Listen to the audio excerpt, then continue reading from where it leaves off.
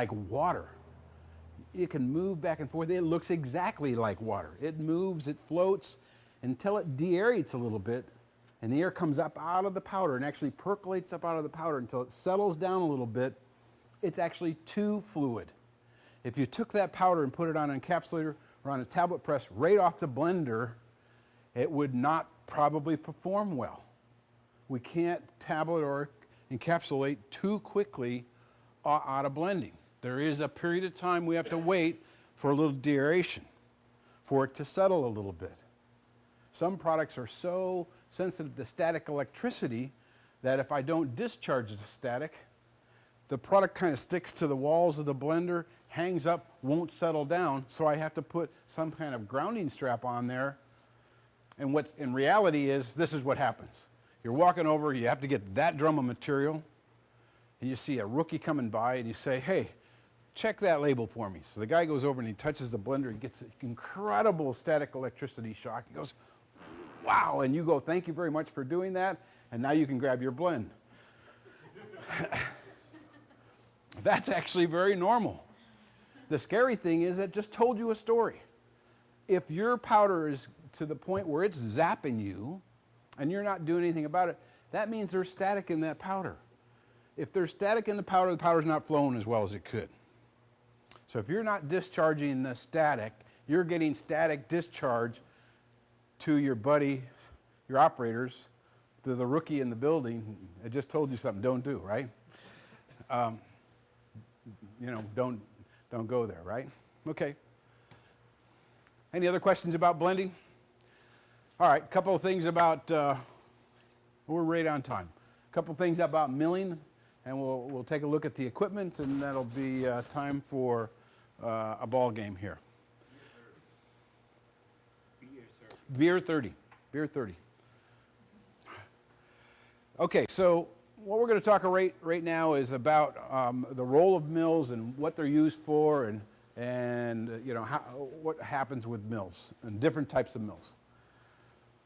We use them to improve flow, reduce segregation, to enhance drying, to control particle size, and to give us consistency batch to batch. So I'm going to demonstrate each one of these. So where are mills used in the process? So we know how they're used and why they're used, but where? Well, we use them in the way up. That could be the screener. We can delump. We can achieve a good particle size distribution. We can use it after or before granulating to deagglomerate.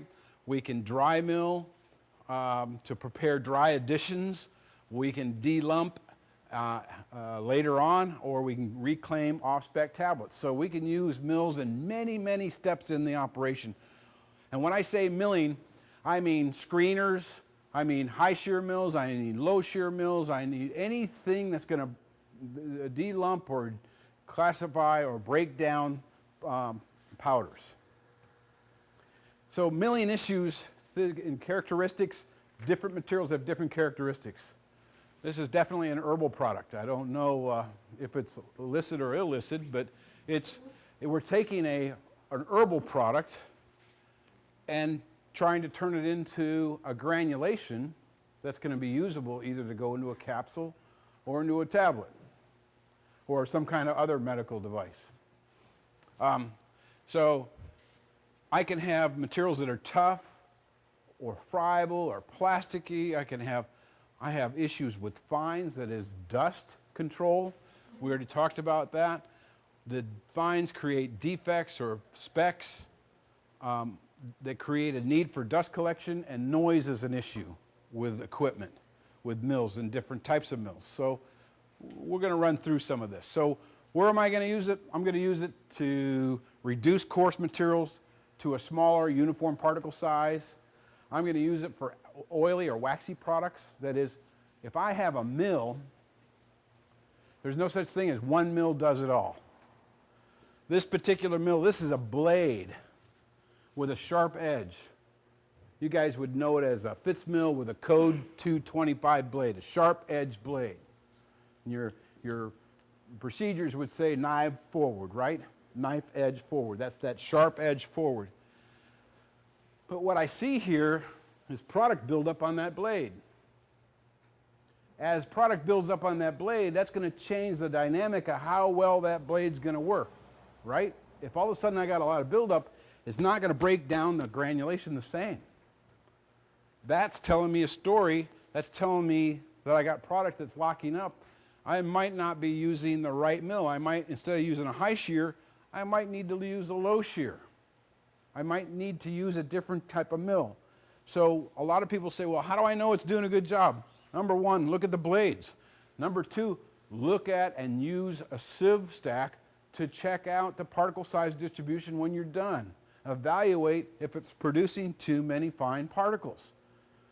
Evaluate if it's densifying the granulation or compacting it in any way. Then you're going to know if it's doing a good job.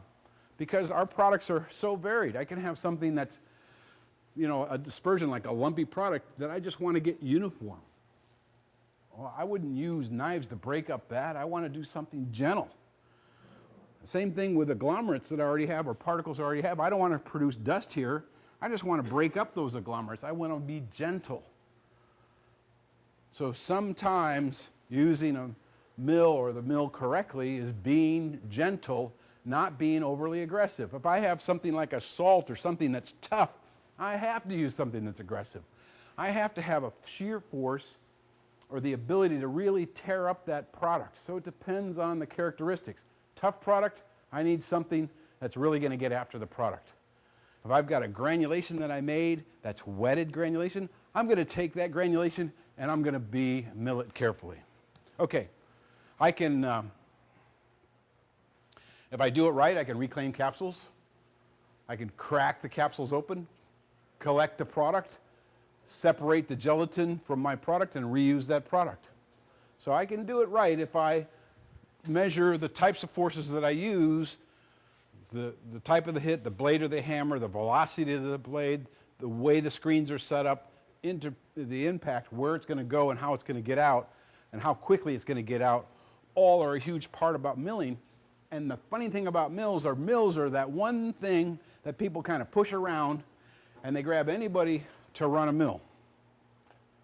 Just run the stuff through. So if it's Monday morning and my job is to mill and I got all day to mill, I'm going to kind of scoop into the drum and I'm going to mill very slowly because I got all day. It's Monday.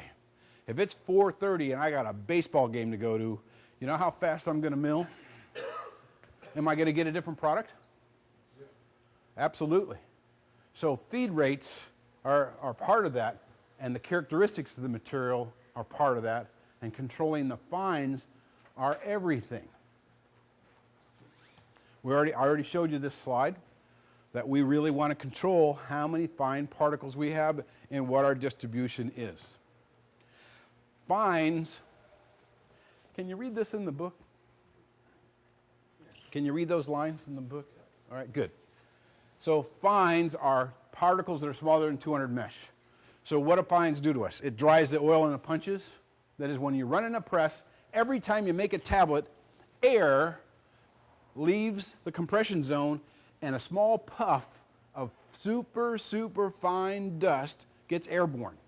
And if we used a strobe light, you would see a smoke ring, a little puff. Every time you make a tablet, that air's got to be displaced or go somewhere, and there's a perfect little puff. And you can see it when you walk into your plant and you look on the doors on the machine or on the walls, you see that super fine dust. That's from compression. That's why we need dust collection. That dust gets on the punches and makes the press, that's what makes us have to stop and clean the machine. It can affect the ability for the lubricant to lubricate the proper, that is the magnesium stearate, to be effective. The higher the percentage of fines, another way to put this is, the higher the percentage of fines, the higher the percentage of lubricant you need in your powder. The higher the percentage of magnesium stearate you need. So if you have a high percentage of fines and you need to increase the percentage of magnesium stearate, what does that do to your dissolution profile? It extends it, because the more mag I have, the longer my dissolution is. So I want to use a minimal amount. Fines work against me. They affect yields, They create capping and laminating because they don't flow well, they don't compress well, and they hurt me in the area of content uniformity because they hurt the flow and the ability to mix the powders. So fines are my enemy. I have a friend of mine that says that I have it tattooed on my chest. I guarantee you I don't, but he always claims that I do. You agree? Okay. Okay, so let me start with a couple of different types of mills. A quadricle mill, and we'll look at one of those in just a second here, uses an impeller, uses a cone type screen, and it's a sweep, and it's a fairly gentle action in comparison to a higher shear mill. It can be used for wet or dry powders. It can be used for large particles or small particles. It's not as sensitive to producing a lot of dust. It's a good technology. It's not as sensitive to feed rates. You can pretty much feed it and it won't create a problem because the screen is 360 degrees. So as soon as the powder gets to the right size, it comes out. The downside to a cone mill is it's not good with tough products. It's not good with abrasive products. It's great for granulated products. It's great. It doesn't have super high capacity as compared to some of the higher speed Fitz mills, but both machines are needed. In the pharmaceutical suite, we kind of have a high shear granulator setup, a fluid bed, and a final blender. So what I've got here is, here's my high shear granulator, just like that one there. And then it's transferring through a mill, being vacuum transferred directly into a fluid bed dryer. That dryer then vacuums back through a mill and into a final blender. And then the final blender would be brought to the press. So that's a classic closed system using milling in a manufacturing suite. Mill before I granulate after I mill, transfer it to a fluid bed, mill before